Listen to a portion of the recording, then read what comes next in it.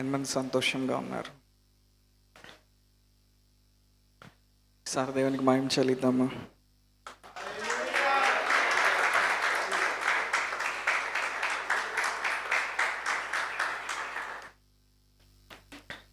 దేవుడు మంచివాడు. దేవుడు మిమ్మల్ని ప్రేమిస్తున్నాడు, వ్యక్తిగతంగా ప్రేమిస్తున్నాడని ఎంతమంది నమ్ముతా ఉన్నారు? నిజమే అంటారా? ఓకే, కీర్తనల గ్రంథంలోకి వెళ్దాం.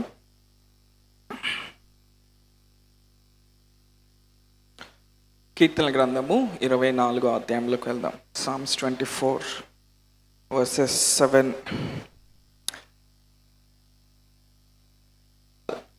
గుమ్మంలారా మీ తలలు పైకెత్తుకొనుడి, మహిమగల రాజు ప్రవేశించినట్లు పురాతనమైన తలుపులారా మిమ్మల్ని లేవనెత్తుకొనుడి.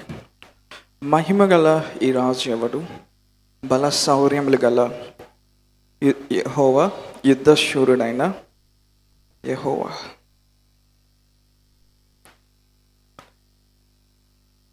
సో దావీదు ఈ కీర్తన రాస్తా ఉన్నాడు. గుమ్మంలారా మీ తలలను పైకెత్తుకోనండి. గుమ్మములు అంటే తెలుసా ఎవరికైనా? మీ ఇంటి ముందు గుమ్మంలు ఉన్నాయా, గుమ్మాలు ఉన్నాయా?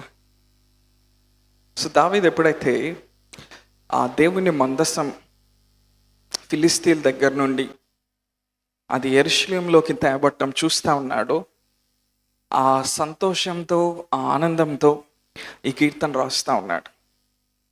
దాన్ని చూసి ప్రొఫెటిక్గా, ప్రవచనాత్మకంగా దావీదు ఈ పాట రాస్తూ ఉన్నాడు.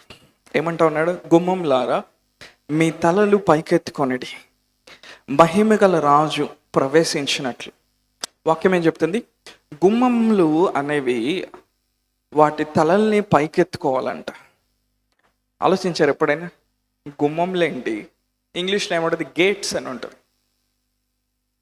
Lift up your heads or ఈ గేట్స్. గేట్స్ ఏంటి? లేకపోతే ఈ గుమ్మాలేంటి? అవి తలలు పైకెత్తడం ఏంటి? వాటికి తలలు ఉంటాయా? బేసికల్గా ఆలోచిద్దాం. అవి పైకెత్తినప్పుడంట, వాటి తలల్ని పైకెత్తినప్పుడంట మహిమగల రాజు లోపలికి ప్రవేశిస్తాడంట. ఎంతమంది ఇందాక పాట పాడారు? ప్రకాశమైన కన్నులతో మహిమకు రాజు నీకే మహిమ. సేమ్ అదే కీర్తన ఇది. మహిమగల ఈ రాజు ఎవడు? బల శౌర్యములు గల యెహోవా, యుద్ధశూరుడైన యెహోవా. సాధారణంగా ఈ గుమ్మంని మనం చూసినప్పుడు, ప్రకటన గ్రంథంలోకి వెళ్ళినప్పుడు మనం నూతన యెరూషలేము పట్టణంలో ఈ గుమ్మల్ని మనం చూస్తూ ఉంటాం. 21వ అధ్యాయంలో పరిశుద్ధమైనటువంటి ఆ నూతన యెరూషలేము అది కట్టబడతా ఉన్నప్పుడు దాంట్లో ఏముంటాయి? గుమ్మములు ఉంటాయి.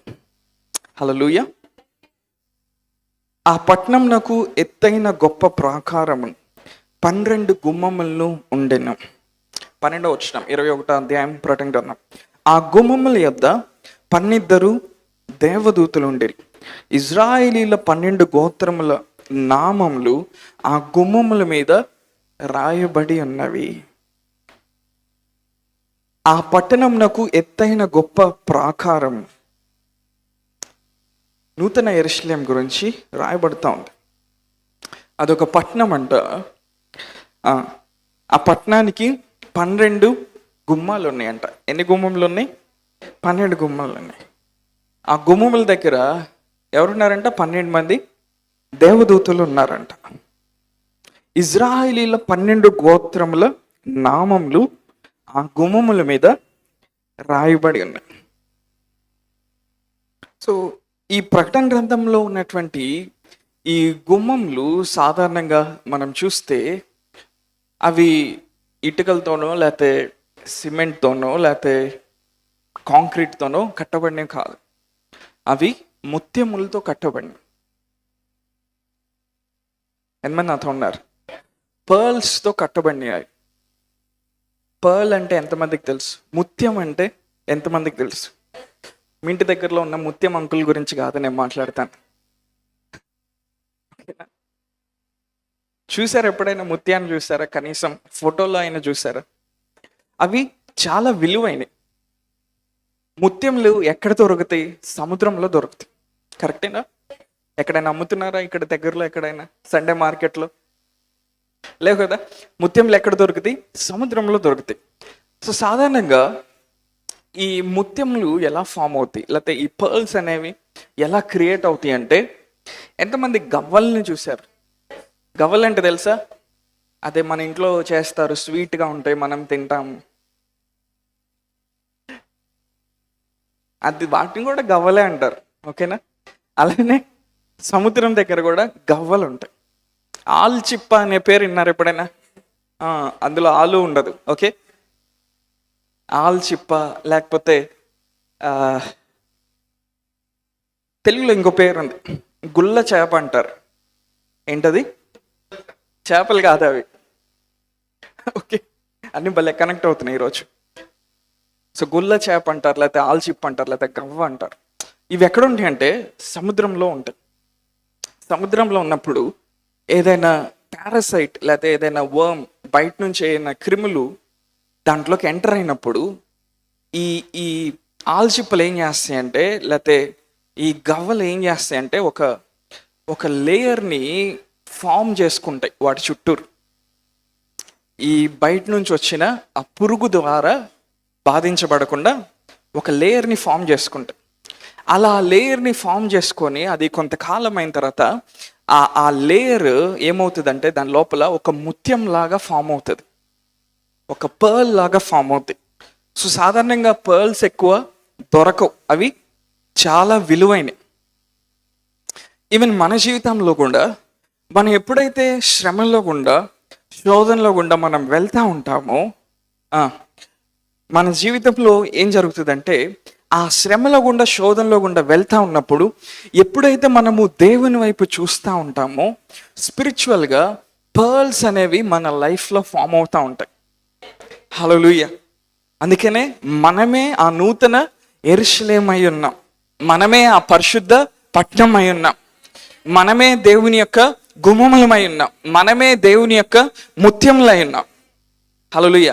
ఈ ముత్యములు ఎప్పుడు ఫామ్ అవుతాయి అంటే, కొన్నిసార్లు నీ కష్ట పరిస్థితుల్లో నువ్వు దేవుణ్ణి స్తుతిస్తూ ఉంటావు, చూసావా? భయంకరమైన శ్రమల గుండా వెళ్తా ఉన్నప్పుడు నువ్వు దేవుణ్ణి ఆరాధిస్తూ ఉంటావు, చూసావా? అంటే ఆ టైంలో ఏం జరుగుతుందంటే నీ లోపల ఒక ఆత్మ సంబంధమైన ముత్యం అనేది క్రియేట్ చేయబడతా ఉంది. అలాంటి అనుభవాల్లో గుండా వెళ్ళినప్పుడు నీ జీవితంలో ఆత్మీయ గుమ్మములు అనేవి కట్టబడతా ఉంటాయి. హల్లెలూయా. కీర్తనకారుడు ఏమంటున్నాడు? ఆ గుమ్మములంట తల పైకెత్తుకొని చూసినప్పుడు, ఎవరి కోసం చూస్తున్నాయి? తలలు పైకెత్తి ఎవరి కోసం చూస్తున్నాయి? మహిమ కలిగిన రాజు కోసం చూస్తాను. హల్లెలూయా. ఆ తల పైకెత్తడం అంటే అర్థం ఏంటంటే దేవుని వైపు చూడటం అని అర్థం, లేకపోతే దేవుణ్ణే ఆశ్రయంగా చేసుకొని ఆయన మీదే సంపూర్ణంగా ఆధారపడటమని అర్థం. సరే, నేను ఒక చిన్న ప్రశ్న అడుగుతా. కష్టాల్లో గుండా వెళ్తా ఉన్నప్పుడు, భయంకరమైన పరిస్థితుల్లో గుండా వెళ్తా ఉన్నప్పుడు మీరు ఎప్పుడైనా దేవుణ్ణి స్తుతించారా? అంటారా? నీతిమంతుల గుడారాల్లో ఏమైనా పడతా ఉంటాయి? డేక్షాలు ఎప్పుడు గలగలగలమన్నాం అంటే ఒకరినొకరు ఇసిరేసుకుంటా, ఒకరినొకరు కొట్టుకుంటా. డీజే మ్యూజిక్ రాదు వాళ్ళ ఇంట్లో, ఏమొస్తుంది? రక్షణ సంగీత సునాద స్వరాలు. మామూలుగా చెప్పట్లా. ఈ గుమ్మంలంట ఏం చేయాలంట? వాటి తలల్ని పైకెత్తుకోవాలంట. అందరూ నాతో చెప్తారా? నా జీవితంలో ఉన్న గుమ్మములు ఏం చేయాలి? వాటి తలల్ని పైకెత్తాలంట.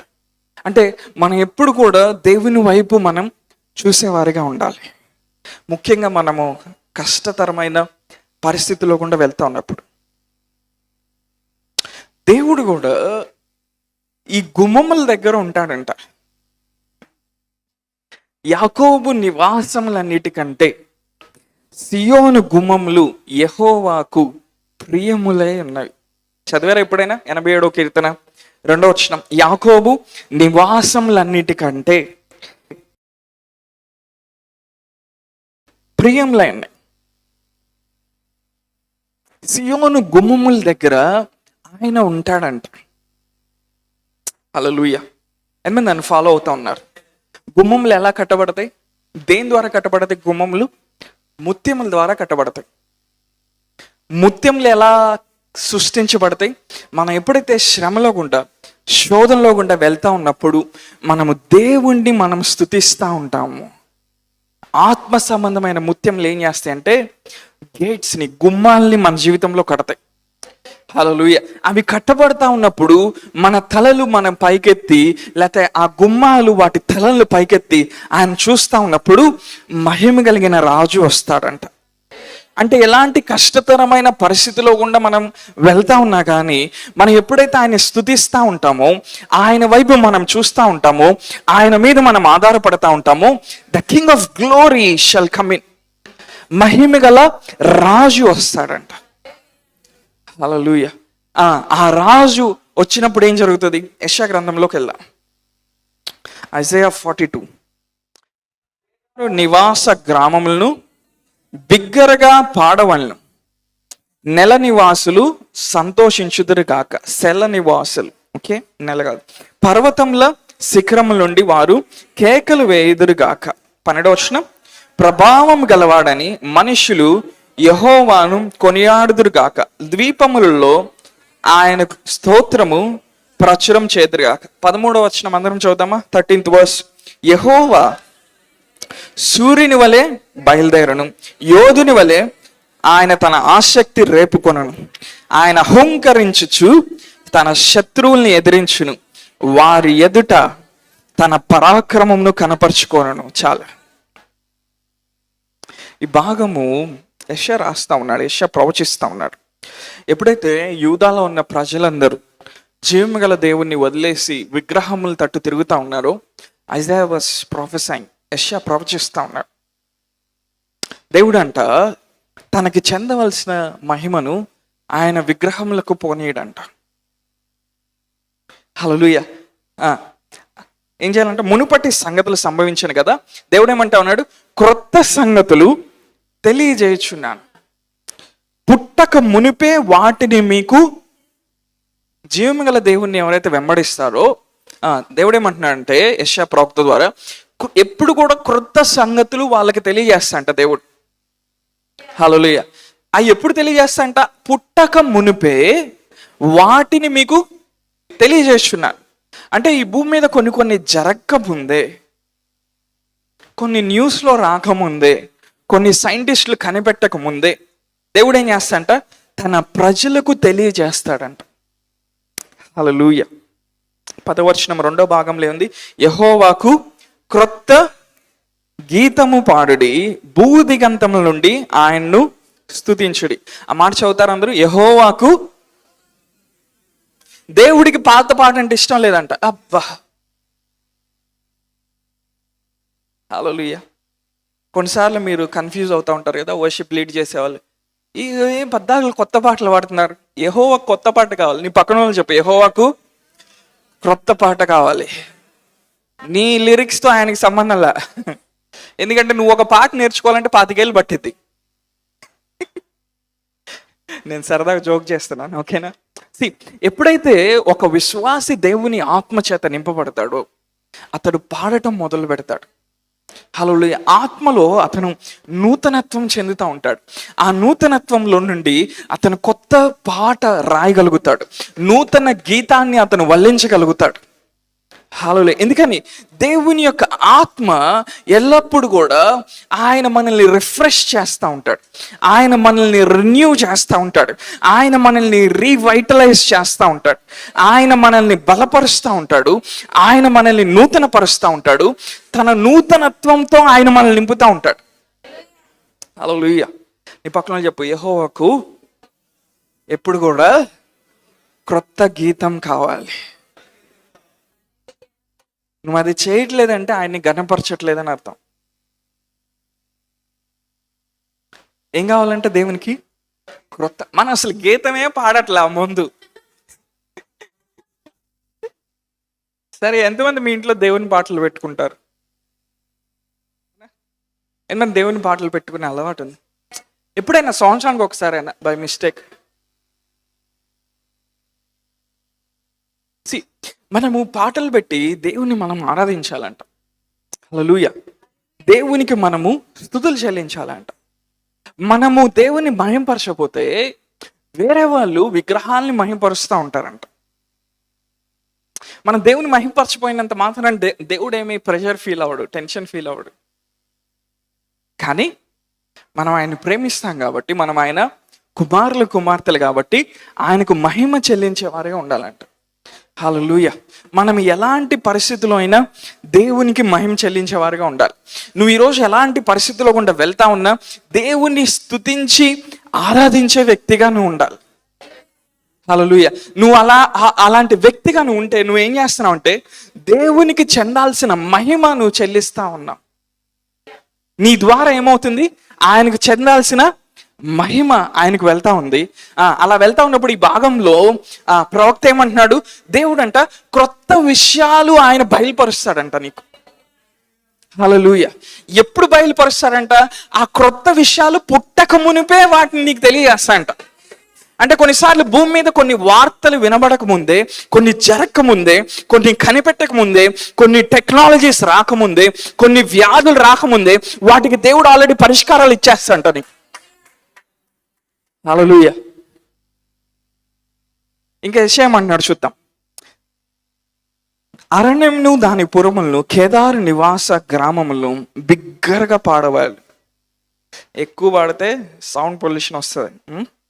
శల నివాసులు సంతోషించదుగాక, పర్వత శిఖరముల నుండి వారు కేకలు వేయుదురుగాక, ప్రభావం గలవాడని మనుషులు యెహోవాను కొనియాడుదురుగాక, ద్వీపముల్లో ఆయన స్తోత్రము ప్రచురం చేదురుగాక.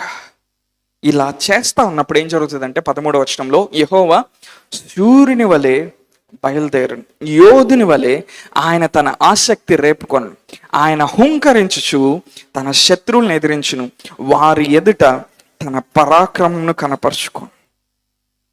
హల్లెలూయా. The Lord arouses himself as a man of war. He shall stir up his zeal like a man of war. మనం ఎప్పుడైతే మన కష్ట పరిస్థితిలో గుండా వెళ్తా ఉన్నప్పుడు ఆయన స్తుతిస్తూ ఉన్నాము, ఆయన ఆరాధిస్తూ ఉన్నాము, the lord arouses himself like a man of war. యుద్ధ శూరుడైన యెహోవాగా ఆయన ప్రేరేపించుకుంటాడంట. హల్లెలూయా. మేబీ దేవుడు ఒక చోట కామ్గా ఉన్నాడు అనుకుందాం, మన మైండ్కి అర్థమవటానికి. ఎప్పుడైతే ఆయన ప్రజలు కష్టాల్లో శ్రమలో గుండా వెళ్తా ఆయన స్తుతిస్తూ ఉన్నారో, ఆయన ఏం చేస్తాడు? తన ప్రజల స్తుతుల మీద ఆయన ఆసీనుడుగా ఉంటాడు.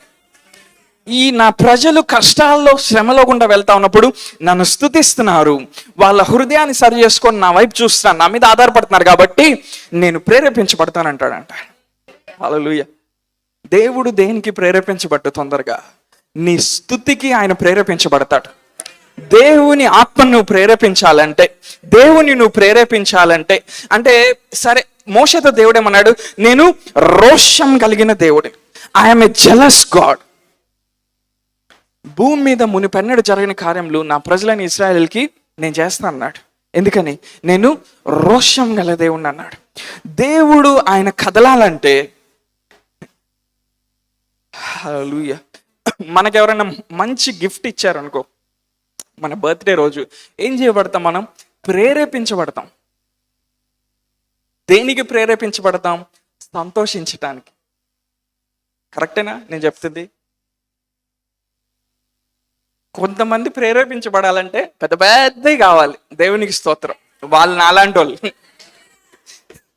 హల్లెలూయా. దేవుడు దేనికి ప్రేరేపించబడతాడంట? స్తుతికి ఆయన ప్రేరేపించబడతాడంట. తన ప్రజలు స్తుతిస్తా ఉన్నప్పుడు ఏమవుతుందంటే దేవుడు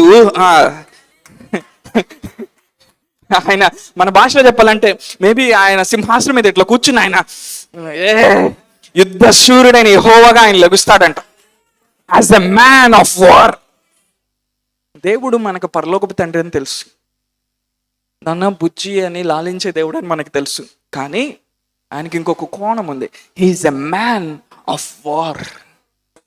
యుద్ధ శూరుడైన యెహోవా, బలశూరుడైన యెహోవా. ఆయన అరౌజ్ చేసుకున్నాడంట తను. ఆయన్ని ప్రేరేపించుకొని తన ప్రజల పక్షంగా ఆయన యుద్ధశూరుడిగా లేచి ఆ ప్రజల యొక్క శత్రువులు ఎదుట ఆయన హోంకరిస్తాడంట. ఎవడరా నా బిడ్డలకు విరోధంగా పోరాడేదని చెప్తాడంట. హల్లెలూయా. ఆర్థిక సమస్యలు, అనారోగ్య సమస్యలు, వైరస్లు, ప్రపంచంలో అనేక సమస్యలు వస్తూ ఉన్నప్పుడు ఎప్పుడైతే ఆయన బిడ్డలు ఆయన స్తుతిస్తూ ఉన్నారో దేవుడు ఏం చేస్తాడంట, ఆయన ప్రేరేపించుకొని నా బిడ్డలకి నేనున్నాను, వాళ్ళకేం జరగడానికి వీల్లేదు, దీన్ని నేను ఆపేస్తున్నాను, ఇది నేను జరగనియనని ఆయన ప్రేరేపించబడి ఆయన లెగుస్తాడంట. హల్లెలూయా. తన శత్రువులు ఎదుట తన పరాక్రమం చూపిస్తాడంట. హల్లెలూయా. ఎంతమంది ఇలాంటి కార్యాన్ని మీ జీవితంలో చూడాలనుకుంటున్నారు? మీరు చేయాల్సిందంతా ప్రతిసారి దేవుని స్తుతించడం నేర్చుకోవాలి. కష్ట పరిస్థితిలో గుండా వెళ్తా ఉన్నప్పుడు, కొన్నిసార్లు నువ్వు కష్టంలో గుండా వెళ్తా ఉన్నప్పుడు నువ్వు దేవుని స్తుతిస్తూ ఉన్నప్పుడు అది చాలా అద్భుతంగా ఉంటుంది తెలుసా. మన భాషలో చెప్పాలంటే దేవునికి ఇంపైన సువాసనగా ఉంటుంది, దేవునికి ఇష్టమైన బలిగా ఉంటుంది. ఎందుకని నీ పరిస్థితి బాగోపోయినా నువ్వు ఆయన్ని ప్రేరేపిస్తున్నావు, ఆయనకి చెందాల్సిన మహిమ ఆయన చెల్లిస్తున్నావు. ఎప్పుడైతే ఈ భాగమంతా చదివినప్పుడు ద్వీపముల గురించి మాట్లాడుతూ ఉన్నాడు, గ్రామముల గురించి మాట్లాడుతూ ఉన్నాడు, అవంట పాడాలంట, పర్వతముల గురించి మాట్లాడుతూ ఉన్నాడు. అవేం చేయాలంట? అవి పాడాలంట. అవి పాడినప్పుడు ఏమవుతుందంటే ఆయన ప్రేరేపించబడి ఆయన ఏం చేస్తాడంటే మనుషుల యొక్క మనస్సు మీద ఏలుబడి చేస్తున్న దురాత్మల యొక్క కాడిని ఆయన విరిచివేస్తాడు. అదే మనం నిజంగా స్తుతించే వారిగా ఉన్నప్పుడు మన చుట్టుపక్కల ప్రాంతంలో మనుషుల యొక్క మనస్సుల్ని ఏ దురాత్మలు అయితే పట్టి బిడిస్తూ ఉన్నాయో ఆ కాడిని ఆయన విరగొడతాడు. అంతే. ఎప్పుడైతే మనస్సు మీద నుండి ఆ కాడి విరగొట్టబడిద్దో వాళ్ళకి క్లారిటీ వస్తుంది, వాళ్ళు ప్రభువుని చూడటం మొదలు పెడతారు. దేవుడు కార్యాలు చేసే దేవుడు అని ఆయన్ని చూడటం మొదలు పెడతారు, ఆయన సన్నిధికి రావటం మొదలు పెడతారు. హల్లెలూయా. అంటే దేవుడు ఆ కార్యాన్ని దేనికి కనెక్ట్ చేశాడు చూడండి. ఏం చేయాలంట? మనం ఆయన్ని స్తుతించాలంట. నీ పక్కనున్న వ్యక్తి చెప్తే నీ పరిస్థితి బాగోపోయినా నువ్వు దేవుని స్తుతించడం నేర్చుకో. నీ అర్పణ అనేది దేవునికి చాలా ప్రీతికరమైనది. హల్లెలూయా. ఇందాక మనం ఒక భాగాన్ని చూసాం, యెహోవాకు క్రొత్త గీతం పాడండి. Sing to the Lord a new song and his praise from the ends of the earth. Sing to the Lord a new song. క్రొత్త పాట మనం ఎప్పుడు పాడతాం? ఎప్పుడైతే మనం దేవుని ఆత్మ చేత మనం నింపబడతా ఉంటామో దేవుడు మనకి క్రొత్త పాటని ఇస్తూ ఉంటాడు. సో ఇప్పుడు నేను క్రొత్త పాట అంటే చాలామంది చాలా రకాలుగా అనుకుంటారు. మేబీ ఏదైనా పరిస్థితిలో గుండా వెళ్ళావు, నీకు కష్టతరమైన పరిస్థితి దాటొచ్చిన తర్వాత దేవుని స్తుతించాలని ఒక పెన్ను తీసుకొని రాసావు, అది కూడా కొత్త పాటే. సో నేను చెప్పే ఇంకో కొత్త పాట ఏంటంటే ఎప్పుడైతే ఆయన ఆత్మ చేత మనం నింపబడతామో ఆత్మలో నుండి మనం పాడటం మొదలు పెడతాం. హల్లెలూయా. క్రొత్త పాట ఏం చేస్తుంది తెలుసా? నీ జీవితంలో క్రొత్త సీజన్స్ని ఓపెన్ చేస్తుంది, క్రొత్త అవకాశాలని ఓపెన్ చేస్తుంది, క్రొత్త ద్వారాలని తెరుస్తుంది, నూతనమైన కటాక్షాన్ని తీసుకొని వస్తుంది, నూతనమైన అభివృద్ధిని తీసుకొని వస్తుంది. అంటే ఆ కొత్త పాటలో అంత పవర్ ఉంది, అంత శక్తి ఉంది. ఎందుకని? అది నీ మనసు నుండి వచ్చిన పాట కాదు, దేవుని ఆత్మని నింపటం ద్వారా నువ్వు ఆయన్ని చూస్తా ఉన్నప్పుడు నీకు ఒక ప్రత్యక్షత రావటం ద్వారా అందులో నుంచి నువ్వు పాట మొదలు పెడతా ఉన్నావు. చూసావా? Hallelujah. That song will open new doors for you. నీ జీవితంలో ఏం జరగట్లేదా? దేవుని ఆత్మ చేత నింపబడి క్రొత్త పాట పాడటం మొదలుపెట్టు. హల్లెలూయా. ఏ పాట? పాత పాట కాదు. ఏ పాట? క్రొత్త పాట పాడటం మొదలుపెట్టు. ఎక్కడైతే ద్వారాలన్నీ మూగిపడినాయో ఒక్కొక్కటిగా తెరుచుకోవటం మొదలు పెడతాయి. ఎందుకని? యుద్ధశూరుడైన యెహోవా లెగుస్తూ ఉన్నాడు. హల్లెలూయా. నీ పక్షంగా ఆయన కార్యం చేసి నీకు ద్వారాలు తెరిచి నిన్ను ఆశ్రయించడానికి ఆయన లెగుస్తూ ఉన్నాడు. ఆయన ప్రేరేపించుకుంటా ఉన్నాడు. హల్లెలూయా. న్యూ సాంగ్కి అంత పవర్ ఉంటుంది. హల్లెలూయా. ఎంతమంది నాతో ఉన్నారు? ఎంతమంది వాక్యాన్ని ఎంజాయ్ చేస్తూ ఉన్నారు? 98వ కీర్తనలోకి వెళ్దాం ఒకసారి. యెహోవా ఆశ్చర్య కార్యములు చేసి ఉన్నాడు, ఆయన్ని గూర్చి పాత కీర్తన పాడుడి అనందా, ఆయన గురించి క్రొత్త కీర్తన పాడుడి. ఆయన దక్షిణ హస్తము, ఆయన పరిశుద్ధ బాహు ఆయనకు విజయం కలుగజేసి ఉన్నది. యెహోవా తన రక్షణను వెల్లడి చేసి ఉన్నాడు, అన్ని జనుల ఎదుట తన నీతిని బయలుపరుచున్నాడు. మళ్ళా చూసారు ఇక్కడ ఈ భాగంలో ఏం పాడాలంట? దేవునికి ఏం పాడాలంట? అందరూ చెప్పాలి, ఏం పాడాలంట? క్రొత్త కీర్తన పాడాలంట. హల్లెలూయా. మన క్రొత్త కీర్తన పాడేదానికి, మనం దేవుని ఆత్మతో కనెక్ట్ అయి ఉన్నదానికి రెండిటికి చాలా దగ్గర సంబంధం ఉంటుంది. దేవుని ఆత్మతో నువ్వు కనెక్ట్ అయి జీవించట్లేదు అనుకో, నువ్వు క్రొత్త కీర్తన పాడలేవు.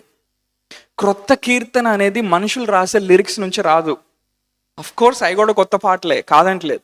కానీ నీ స్పిరిట్ అనే, నీ ఆత్మ అనే ఆ జీవజల ఊటలో నుండి వస్తుంది క్రొత్త పాట.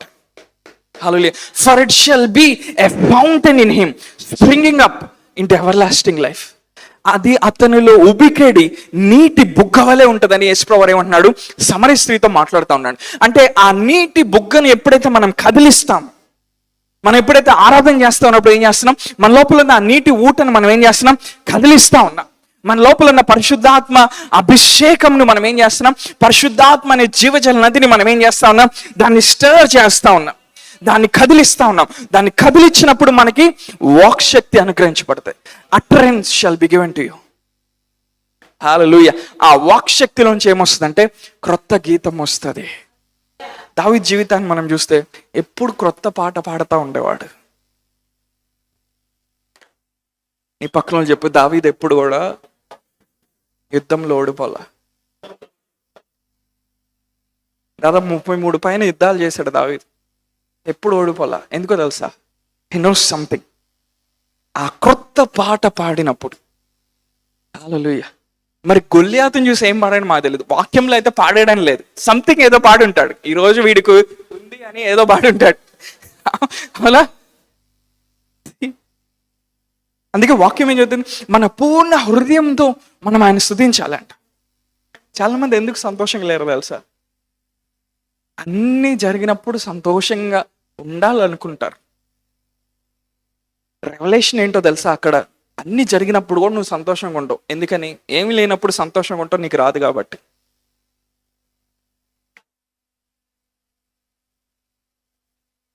ఆయన ఏం చేస్తాడంట? ఆనంద తైలంతో మనల్ని అభిషేకిస్తాడంట. ఇంకో గొప్ప విషయం ఏంటో తెలుసా? నీ పరిస్థితులు బాగోనప్పుడు కొన్నిసార్లు ఇంకా ఎక్కువ దేవుడు నిన్ను అభిషేకిస్తాడు. ఎందుకో తెలుసా? నువ్వు ఆయన ఆనందంతో నింపబడి, ఆయన సంతోషంతో నింపబడి, ఆ ఎండిపోయిన పరిస్థితిలో, ఎడారిలోంటి లాంటి పరిస్థితిని చూస్తా నువ్వు ఆ క్రొత్త గీతాన్ని పాడుతూ ఉన్నప్పుడు దేవుడు తన ఆత్మ వర్షాన్ని ఆ పరిస్థితి మీద కుమ్మరిస్తాడు. హల్లెలూయా.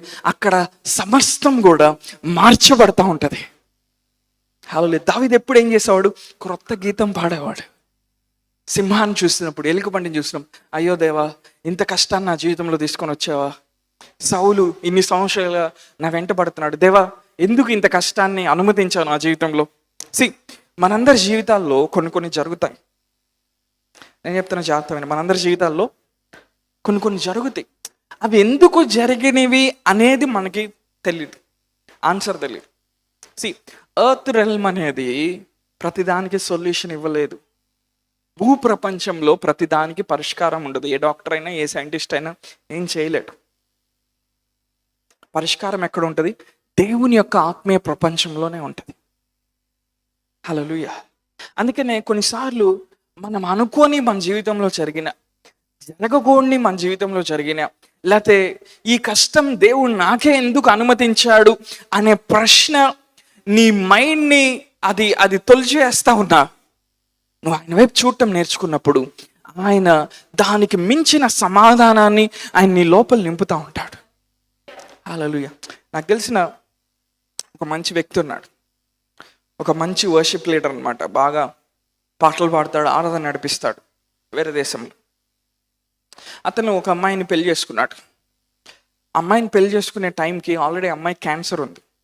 సో అతను ఏం నమ్మాడంటే దేవుడు ఎటు అమ్మాయిని స్వస్థపరుస్తాడని వివాహం చేసుకున్నాడు. వివాహమైన 5 నెలలకే అమ్మాయి చనిపోయింది క్యాన్సర్తో. సో ఆ వ్యక్తి ఇంకా పాటలు పాడటం ఆపేశాడు, కన్సల్ట్స్ చేయటం ఆపేశాడు, వాక్యాన్ని బోధించడం ఆపేశాడు, బైబిల్ని చించేశాడు, ఒక్కడే కూర్చొని ఏడుస్తూ ఉండేవాడు. మేబీ ఒక సంవత్సరం తర్వాత, 2 years తర్వాత దేవుడు అతన్ని ఎన్కౌంటర్ చేస్తూ ఉన్నాడు. హల్లెలూయా. దేవుడు ఆ వ్యక్తి దగ్గరకు వచ్చి మాట్లాడాడంట డైరెక్ట్గా. ఆమె ఎందుకు చనిపోయిందో రీజన్ నేను నీకు చెప్పట్లే, నువ్వు భూ ప్రపంచంలో ఉన్నావు కాబట్టి ఆ రీజన్ నేను చెప్పినా నువ్వు దాన్ని అర్థం చేసుకోలేవు. కానీ ఆమె ఒక సేఫ్ ప్లేస్లో ఉంది. ఎప్పుడైతే అది ఆ సొల్యూషన్ అతను పొందుకున్నాడో అతను మళ్ళా లేచాడు, మళ్ళా దేవుని స్తుతించడం మొదలుపెట్టాడు, మళ్ళా దేవుని ఆరాధించడం మొదలుపెట్టాడు. ఈరోజు అతను ఏ దేశంలో అడుగుపెట్టి ఆయన కన్సల్ట్ చేసిన మనుషులు దేవుని ఆత్మచేత నింపబడతారు. అలా ఎందుకని ఈవెన్ ఆ భయంకరమైన పరిస్థితిలో కూడా దేవుని వైపు తన తల ఎత్తి ఆయన సమాధానం కోసం వెయిట్ చేశాడు. హల్లెలూయా. దేవుడే వచ్చి ఆయన దర్శించాడు. మహిమగల రాజు ఏం చేశాడు, మరలా తన జీవితంలో ప్రవేశించాడు. ఈ భూమి మీద కొన్ని జరుగుతాయి. ఉదాహరణకి కోవిడ్లో చాలా మంది చనిపోయారు, మనకు తెలిసిన వాళ్ళు, మన చుట్టూ ఉండేవాళ్ళు. మనం ప్రార్థన చేసామా? చేసాం. కానీ కొంతమంది చనిపోయారు. మన దగ్గర ఆన్సర్ ఉందా? లేదు. దేవుని దగ్గర ఆన్సర్ ఉంది. ఒకరోజు ఆన్సర్ మనం తెలుసుకుంటాం. ఈరోజు ఆన్సర్ తెలియకపోవచ్చు. ఒకరోజు ఆయన దగ్గరికి వెళ్ళినప్పుడు వాళ్ళకి ఎందుకు అట్లా జరిగిందో మనం తెలుసుకుంటాం. ఎందుకని? ఆయన సమస్తం తెలుసు. ఆయన ఎల్ రోయి అయి ఉన్నాడు. ఆయన మనల్ని చూచేవాడై ఉన్నాడు. ఆయన మనల్ని చూస్తూ ఉంటాడు. హల్లెలూయా. నీకు ఆన్సర్ ఇవ్వకపోవచ్చు దేవుడు, కానీ ఆయన నిన్ను చూస్తూ ఉన్నాడు. మేబీ ఆన్సర్ ఇస్తే నువ్వు అర్థం చేసుకోలేమేమో. ఆ పరిస్థితిలో దేవుడు ఏం చేస్తున్నాడు, దానికి మించిన సమాధానంతో, ఆయన ప్రేమతో, ఆయన మంచితనంతో, ఆయన కృపతో నిన్ను నింపుతా ఉన్నాడు. మేబీ చాలా కాలంగా దేవుడిని అడిగా, ప్రభా నా లైఫ్లోనే ఎందుకు ఇలా జరగాలి, ఎవరికి జరగలేదు కదా ప్రభా, నా ఒక్కడికి ఎందుకు ఇలా జరగాలి, మా ఇంట్లోనే ఈ విషాదం ఎందుకు జరగాలి, మాకే ఎందుకు ఇది ఇలా అవ్వాలి. చాలా ప్రశ్నలు వచ్చి ఉంటాయి నీకు. మేబీ ఈ టైంలో దేవుడు నీకు ఆన్సర్ ఇవ్వట్లేదేమో, కానీ ఆయన మంచివాడు, ఆయన కృప చూపించే దేవుడు ఆయన. మేబీ ఆ పరిస్థితి అలా జరిగింది, దానికి నీకు జవాబు రాలేదు, మేబీ నువ్వు నలిగిపోయిన స్థితిలో ఉన్నావేమో. దేవుడు ఆ పరిస్థితికి మించిన వాడు ఆయన. హల్లెలూయా. దానికి మించిన సమాధానాన్ని ఆయన నీ జీవితంలో విడుదల చేస్తాడు. మేబీ ఆ నిర్ణీతమైన కాలం వచ్చినప్పుడు కొన్నిసార్లు నువ్వు అడిగిన దాన్ని బట్టి ఆ విషయాన్ని కూడా నీకు బయలుపరుస్తాడు. కానీ సమస్తము ఆయన చేతిలో ఆయన పట్టుకొని ఉన్నాడు. సమస్తము ఆయన నిర్వహిస్తూ ఉన్నాడు. ఈరోజు ఎలాంటి విషాదంలో కూడా నువ్వు వెళ్తా ఉన్నా, పరిశుద్ధాత్మ దేవుడు నేను బయటికి తీసుకొని వస్తున్నాడు. నేను బయటికి తీసుకొని రావటం మాత్రమే కాదు, నీ నోట ఆయన క్రొత్త గీతాన్ని పెడతా ఉన్నాడు. హల్లెలూయా. ఇది ఎందుకు జరిగింది, ఇది ఎందుకు ఇలా అయింది, ఇక్కడ ఎందుకు నేను ఆగిపోయాను, ఆ ప్రశ్న బదులు నువ్వేమంటావు, నా దేవుడు సజీవుడు, నా దేవుడు మంచివాడు, నా దేవుడు ప్రేమ కలిగిన వాడు, ఆయన 1000 తరముల వరకు కృపచూపువాడు, ఆయన నిన్న నేడు నిరంతరం ఏకరీతిగా ఉన్నవాడు, ఆయన అద్భుత కార్యాలు చేసేవాడు, ఆయన ఒక మంచి తండ్రి అని నువ్వు పాడటం మొదలు పెడతావు. హల్లెలూయా. దేవుడు ఏం చేస్తా ఉన్నాడంట, ఒక క్రొత్త గీతాన్ని ఆయన మన నోట్లో పెడతా ఉన్నాడంట. మనం క్రొత్త గీతం పాడాలంటే ఇందాక ఒక విషయాన్ని చెప్పాను, మనం ఎప్పుడు కూడా దేవునికి కనెక్ట్ అయి ఉండాలి. పౌలు ఏమంటున్నాడు చూద్దాం. 1 కొరింథీ 14:18. 1 Corinthians chapter 14 and verse 18. నేను మీ అందరికంటే ఎక్కువగా భాషలతో మాట్లాడుచున్నాను, అందుకు దేవుని స్తుతించేదని. పౌలు ఏమంటున్నాడు, నేను మీ అందరికంటే ఎక్కువగా. పౌలు ఏం చేస్తా ఉన్నాడంట, అందరికంటే ఎక్కువగా. అందరూ ఆ మాట చదవాలి. 3/4 వంతు నూతన నిబంధన రాసిన వ్యక్తి అందరికంటే ఎక్కువగా ఏం చేస్తున్నాడంట, అందరూ ఆ మాట మళ్ళీ ఒకసారి చదవాలి. అందరికంటే పౌలు ఎక్కువ ఏం చేస్తాడంట, భాషల్లో మాట్లాడుచున్నాను, అందుకు దేవుని స్తుతించేదాను. పౌలు జీవితాన్ని మనం చదివినప్పుడు ఎలాంటి భయంకరమైన పరిస్థితుల్లో గుండా వెళ్తా ఉన్నాడు, ఎలాంటి శ్రమలను అనుభవిస్తూ ఉన్నాడు, మరణము ప్రతిసారి ఆయనకి ఎదురవుతా ఉంది. కానీ పౌలు ఏం చేస్తున్నాడంటే అందరికంటే ఎక్కువగా భాషల్లో మాట్లాడుతూ ఉన్నాడు. ప్రతిసారి స్పిరిట్లో నుండి దేవునితో కనెక్ట్ అవుతా ఉన్నాడు. ఎందుకంటే పౌలుకి చాలా జవాబులు రావాలి జీవితంలో. ప్రభువా వీడు నన్ను ఎందుకు చంపడానికి వచ్చాడు, ఆన్సర్ తెలియాలి పౌలుకి. అవునా? సీజర్ దగ్గరికి అరెస్ట్ చేసుకొని తీసుకెళ్తా ఉన్నారు. ఆ పడవ ఆ ఓడలో వెళ్తా ఉన్నప్పుడు భయంకరమైన ఊరకలోను అనేటువంటి ఆ తుఫాను కొట్టింది. 176 మంది చనిపోబోయే పరిస్థితి. 14 రోజులుగా వాళ్ళు అన్నం తినలేదు. పౌలుకి ఇప్పుడు ఏం కావాలి? పౌలుకి ఆన్సర్ కావాలి. ఒకసారి సువార్త ప్రకటిస్తా ఉన్నప్పుడు ఒకటి తక్కువ 40 దెబ్బలు 5 మార్లు కొట్టారంట కొరడాలతో పౌల్ని. పౌలుకి ఇప్పుడు ఏం కావాలి? చెప్పాలి అందరు, ఏం కావాలి? సమాధానం కావాలి. క్రిస్టియన్ లైఫ్లో మనకి ప్రధానికి ఏం కావాలి? సమాధానం కావాలి. కానీ కొన్నిసార్లు దేవుడు సమాధానం ఇవ్వడు, ఆన్సర్ ఇవ్వడు. ఆన్సర్ ఇవ్వకుండా ఆయన ఏం చేస్తాడు తెలుసా? ఆన్సర్కి మించిన ఎన్కౌంటర్ నీకు ఇస్తాడు. హల్లెలూయా. ఆ రాత్రి దేవుని దూత వచ్చి పౌలు దగ్గర నిలబడి ఏమంటుంది? మీకెవ్వరికి ఏం కాదు, ఎవ్వరు చనిపోరు. పౌలు దేవుణ్ణి ఏర్పాటు చేసుకున్నాడు సీజర్ ముందు నిలబడి ఆయన సువార్తను ప్రకటించడానికి. పౌలు వచ్చి ఆ నావిక అధికారులతో ఏం మాట్లాడుతున్నాడు, ఓడలో ఉన్న అధికారులతో ఏం మాట్లాడుతున్నాడు? మనకేమీ కాదు. 3 రోజుల వరకు వాళ్ళు సూర్యుడిని చూడలేదంట, అంత చీకట్లో వెళ్తుంది పడవ. 14 రోజుల వరకు వాళ్ళు అన్నం తినలే. ఆ తుఫాను వల్ల ఆ తిండి పదార్థాలు అన్నీ కూడా బయట పడేశారు ఓడలో నుండి. కానీ పౌలు ఏమంటున్నాడు? బ్రదరన్, సహోదరులారా, ధైర్యం తెచ్చుకోండి. నేనున్నా కదా. రాత్రి ప్రభుదూత వచ్చి నా పక్క నిలబడ్డాడు. Paul was a man who always use to speak in tongues. కొన్నిసార్లు అలాంటి భయంకరమైన పరిస్థితుల్లో కూడా పౌల్ మేబీ రిబాహా షలబా అంటున్నాడు. ఆన్సర్ లేదు పౌల్కి. ఇప్పుడు భాషల్లో మాట్లాడంటే అందరికి ఏం కావాలి? అది మాకు అర్థమైతేనే మాట్లాడతాం, అందుకే నీకు అర్థం కాదు. నువ్వు అందులోకి వెళ్ళే కొంది నీకు అర్థమవుతుంది. చాలా మంది భాషలు అర్థం కావనుకుంటారు. లేదు, ఒక లెవెల్కి నువ్వు గ్రాడ్యుయేట్ అయిన తర్వాత అది కూడా అర్థమవుతుంది. ఇప్పుడు నేనేం భాషలో మాట్లాడుతున్నా దానికి అర్థం కూడా చెప్పగలను, అవునా? లేకపోతే మీరు ఎవరైనా మాట్లాడినా అర్థం కూడా చెప్పగలను. కానీ 100% యాక్యురేట్ చెప్పలేను, కొన్ని గ్రహించగలుగుతాం. అంటే అదేంటి? అదొక యూనివర్సిటీ. నువ్వు ఒక క్లాస్ నుండి ఇంకో క్లాస్ నుండి నువ్వు గ్రాడ్యుయేట్ అయ్యకుంది ఆత్మ విషయాల్ని నీ ప్రకృతి సంబంధమైన మనసు కూడా గ్రహించడం మొదలు పెడుతుంది. హల్లెలూయా. ఇప్పుడు పౌలు ఏం చేస్తాడంట?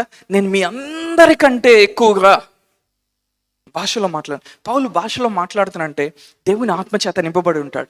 దేవుని ఆత్మచేత నింపబడి ఉంటాడంటే ప్రతిసారి దేవునికి క్రొత్త గీతాన్ని పాడేవాడుగా ఉంటాడు. పుతోను అనే దెయ్యం పట్టింది ఒక అమ్మాయికి.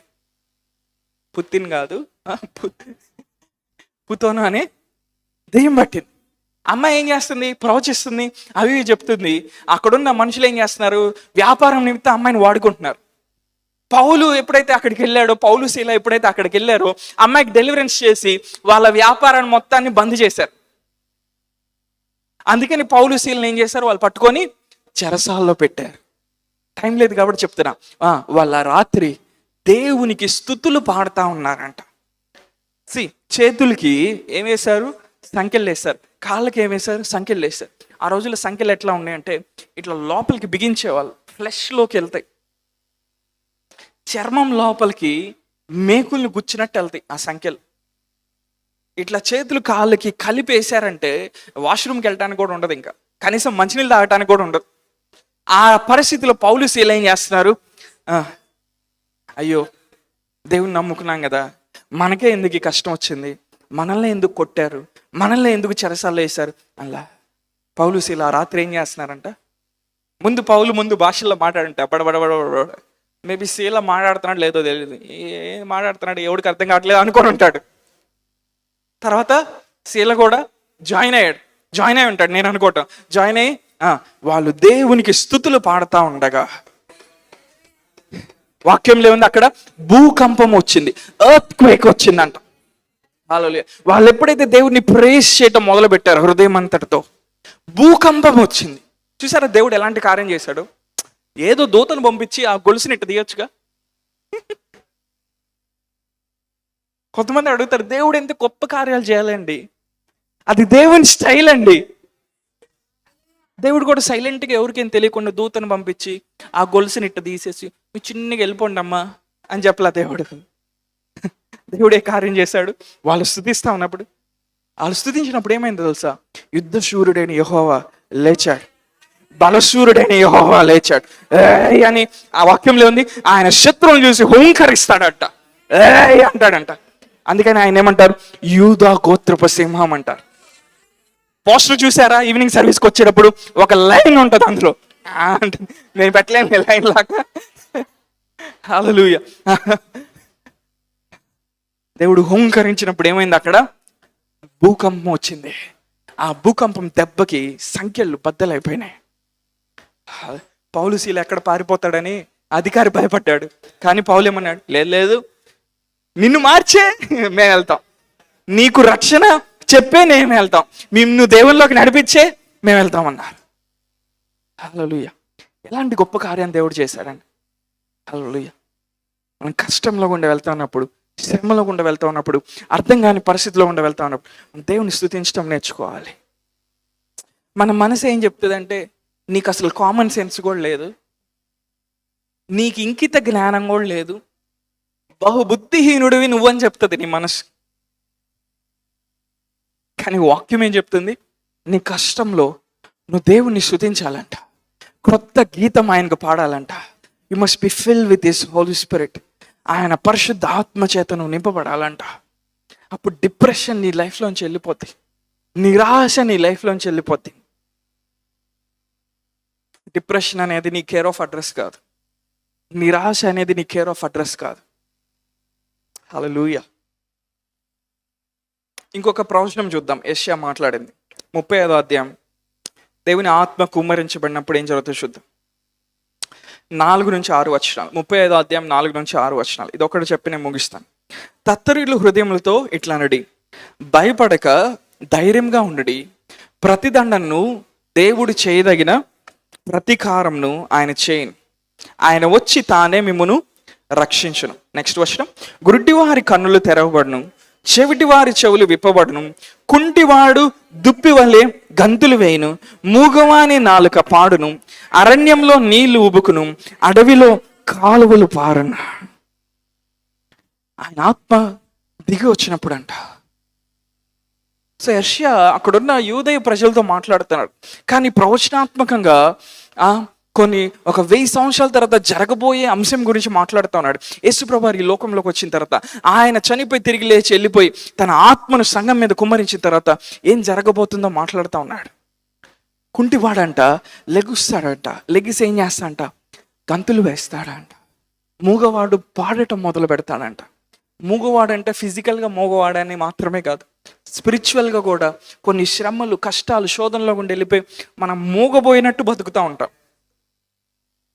నువ్వు ఆయన ఆత్మచేత నింపబడినప్పుడు a song comes out of you, song of the spirit. Hallelujah. నేను చెప్పే కొన్ని వర్తమానాలన్నీ పాటలు అయ్యి, ఆత్మ సంబంధమైన పాటలు. లిరిక్స్ ఎక్కడున్నాయని అడగమాకండి. ఆ పాటను పట్టుకొని నేను అట్లా వెళ్తూ ఉంటాను, ఆ ఫ్లోలో వెళ్తూ ఉంటాను. అందుకే మీరు కొన్ని అర్థం చేసుకునేదాకా నేను ఆగలేను. ఎందుకని? ప్రేరేపించబడతాను నేను కూడా. దేవుడు ఏం చేస్తా అంట? కుంటివారు గంతులు వేసేటట్టు చేస్తా అంట. ఇది మన స్వాస్థ్యం అండి, ఇది మన ఇన్హెరిటెన్స్. దేవుని నమ్ముకున్నామంటే ఇది మన ఇన్హెరిటెన్స్. గురుడి వారి కన్నులు ఆయన తెరుస్తాడంట. నువ్వు ఏ పరిస్థితుల్లో చూడలేకపోతున్నావు, ఆయన నీకు చూపుని అనుగ్రహిస్తాడు ఆత్మీయంగా, ఆయన నీకు వినికిడిని అనుగ్రహిస్తాడు. నీ చెవులు తెరవబడినప్పుడు నువ్వు రెగ్యులర్గా ఆయన ఆత్మ యొక్క స్వరం నువ్వు వింట మొదలు పెడతావు. ఇదే త్రోవ, దీనిలో నడువుడి, కుడికైను ఎడమకైను మీరు తొలకుడని వెనక నుండి ఒక శబ్దం మీకు వినపడుతుంది. ఆ voice follow అవ్వగలుగుతాను.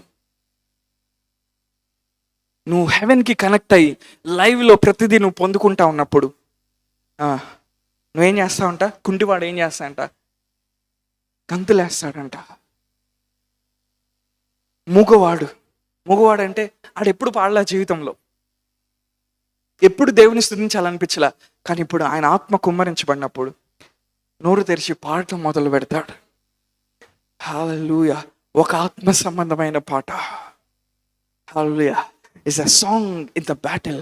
It's a song in the warfare. It's a warfare praise. It's a warfare worship. It's a warfare song of the Spirit. అలా నువ్వు పాడేకుంది శత్రు యొక్క కోట గోడలు నీ జీవితంలో దేవుడు నాశనం చేయడం మొదలు పెడతాడు. ఎందుకంటే యుద్ధ శూరుడైన యెహోవాగా ఆయన తన ఖడ్గాన్ని తీసుకొని వస్తాడు అక్కడికి. హల్లెలూయా. నీ జీవితంలో ఉన్న బంధకాలను ఆయన విరగొట్టడం మొదలు పెడతాడు. నీ ఆర్థిక సమస్యలు ఆయన విరగొట్టడం మొదలు పెడతాడు. అనారోగ్యాన్ని నీ ఇంట్లోంచి పారదోలడం మొదలు పెడతాడు. నేను మీ ఆహారమును మీ పానమును నేను ఆశీర్వదిస్తాను, రోగమును మీ మధ్య నుండి నేను పారదోలుతాను అన్నాడు. ఆయన రోషం కలిగిన దేవుడు. రోగాన్ని మీ ఇంట్లోంచి పారదోలుతాడంట. ఏంటండి ఇది? వాక్యం చెప్తా ఉంది. నువ్వు ఆయన్ని సేవిస్తే రోగాన్ని పారదోలుతాడంట ఆయన. నువ్వు ఎన్ని మందులు వేసుకున్నా కొన్నిసార్లు అది అది అది వెళ్ళిపోట్లా, కానీ దేవుడు ఏమంటున్నాడు, నేను దాన్ని పారదోలుతాను.